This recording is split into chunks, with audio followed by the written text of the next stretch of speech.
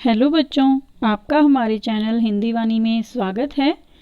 आज हम पढ़ेंगे कक्षा 7वीं की पाठ्य पुस्तक वसंत भाग 2 का 16वां पाठ।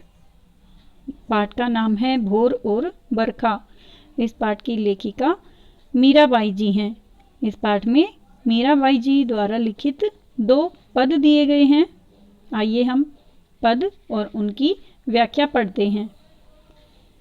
जागो बंसी वारे ललना, जागो मोरे प्यारे, रजनी बीती भोर भयो है, घर घर खुले किवारे।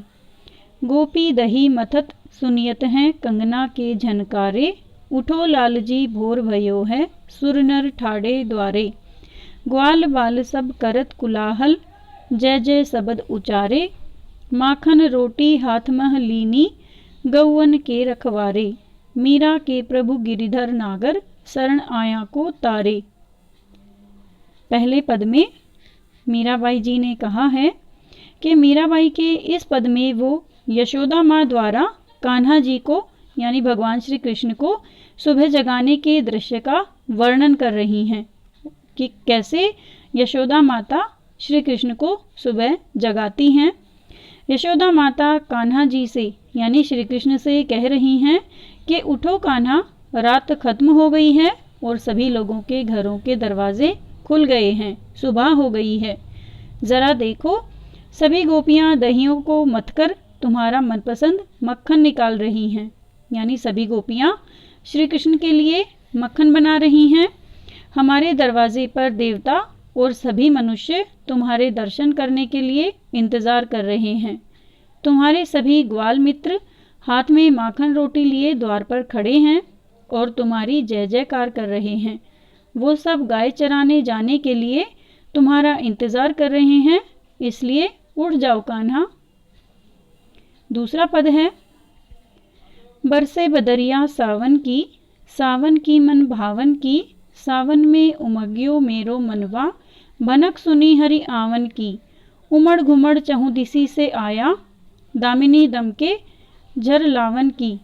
नन्ही नन्ही बूंदन मेहा बरसे, शीतल पवन सुहावन की। मीरा के प्रभु गिरिधर नागर, आनंद मंगल गावन की। दूसरे पद में मीराबाई का जो सावन को लेकर बहुत ही मनोहर चित्रण किया गया है। दूसरे पद में मीराबाई सावन का बड़ा ही मनमोहक चित्रण कर रही हैं। यानी जब बारिश होती है तो वह मौसम सबको, सभी पशु पक्षियों और मनुष्यों को बहुत मनमोहक यानी अच्छा लगता है। इस पद में उन्होंने बताया है कि सावन के महीने में मनमोहक बरसात हो रही है। उमड़ घुमड़ कर बादल आसमान में चारों तरफ फैल जाते हैं। आसमान में बिजली भी कड़क रही है। आसमान से बरसात की नन्ही नन्ही बूंदें गिर रही हैं। और आप सब ने देखा होगा कि जब वर्षा होती है तो उसके साथ ठंडी ठंडी हवाएं भी बह रही हैं, जो मीराबाई को ऐसा महसूस करवाती हैं मानो श्री कृष्ण खुद चलकर उनके पास आ रहे हैं।